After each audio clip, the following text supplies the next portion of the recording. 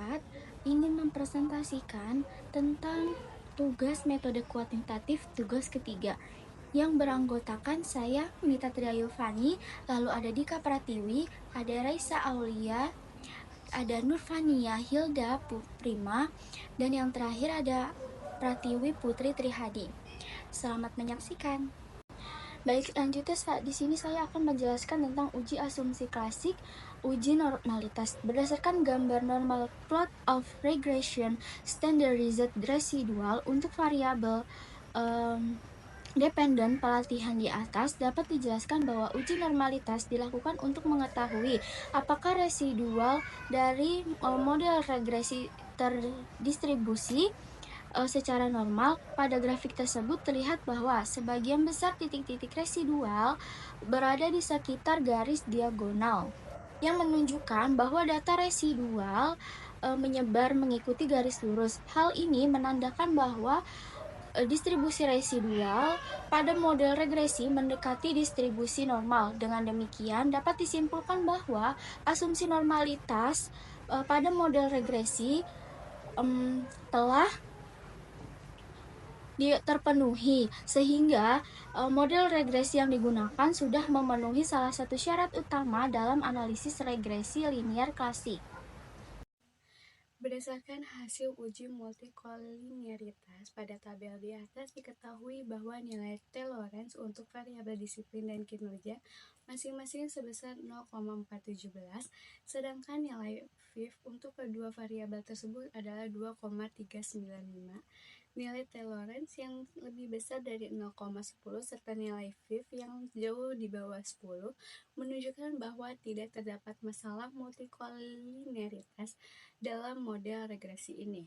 Dengan demikian, variabel disiplin dan kinerja dapat digunakan secara bersama-sama dalam model regresi untuk memprediksi variabel pelatihan tanpa menimbulkan bias akibat multikolinearitas. Hasil ini memperkuat validitas model dan memastikan bahwa pengaruh masing-masing variabel independen terhadap variabel dependen dapat diinterpretasikan dengan baik. Berdasarkan hasil uji heterokedastisitas menggunakan scatter plot, terlihat bahwa titik-titik residual tersebar secara acak di sekitar garis nol dan tidak membentuk pola tertentu. Hal ini menunjukkan bahwa model regresi yang saya gunakan tidak mengalami masalah heterokedastisitas, sehingga asumsi klasik mengenai kesamaan varian residual telah terpenuhi. Berdasarkan hasil uji linearitas antara variabel X1 dengan Y, diperoleh nilai signifikansi pada linearity sebesar 0,00 yang berarti hubungan keduanya signifikan linear. Selain itu, nilai signifikansi pada deviation from linearity sebesar 0,210 yang lebih besar dari 0,05 sehingga dapat disimpulkan tidak terdapat deviasi signifikan dari linearitas. Dengan demikian, dapat disimpulkan bahwa hubungan antara X1 dan Y sudah memenuhi asumsi linearitas, sehingga analisis regresi yang dilakukan sudah valid dan dapat dipercaya. Berdasarkan hasil uji ANOVA antara variabel X2 dengan variabel Y pada tabel di atas, diperoleh nilai signifikansi sebesar 0,000 pada bagian between groups atau combined dan linearity, yang menunjukkan bahwa terdapat pengaruh yang signifikan antara variabel X2 terhadap variabel Y. Nilai F pada linearity sebesar 48,433 dengan signifikansi 0,000, menandakan bahwa hubungan antara X2 dan Y bersifat linear dan sangat kuat. Selain itu, nilai signifikansi pada deviation from linearity sebesar 0,001 juga menunjukkan adanya sedikit penyimpangan dari linearitas. Namun, secara umum, hubungan linear tetap dominan karena nilai F pada linearity jauh lebih besar dibandingkan deviation from linearity. Dengan demikian, dapat disimpulkan bahwa variabel X2 memiliki pengaruh yang signifikan dan linear terhadap variabel Y, sehingga hipotesis yang menyatakan adanya pengaruh X2 terhadap Y dapat diterima. Baik, selanjutnya dari hasil uji koefisien determinasi dapat disimpulkan bahwa model regresi yang saya gunakan ini dengan variabel kinerja dan disiplin sebagai prediktor mampu menjelaskan sekitar 29,1% variasi pada variabel dengan dependen. Artinya, kedua variabel ini berpengaruh terhadap variabel yang saya teliti. Meskipun terdapat faktor lain dari luar model yang juga berpengaruh. Nilai korelasi sebesar 0,540 menunjukkan hubungan yang cukup kuat, dan nilai adjusted error request sebesar 0,277 menunjukkan model tetap signifikan setelah penyesuaian nilai standar error sebesar 2000,841 masih dalam batas wajar, sehingga model dapat dikatakan cukup baik dapat dalam memperbaiki.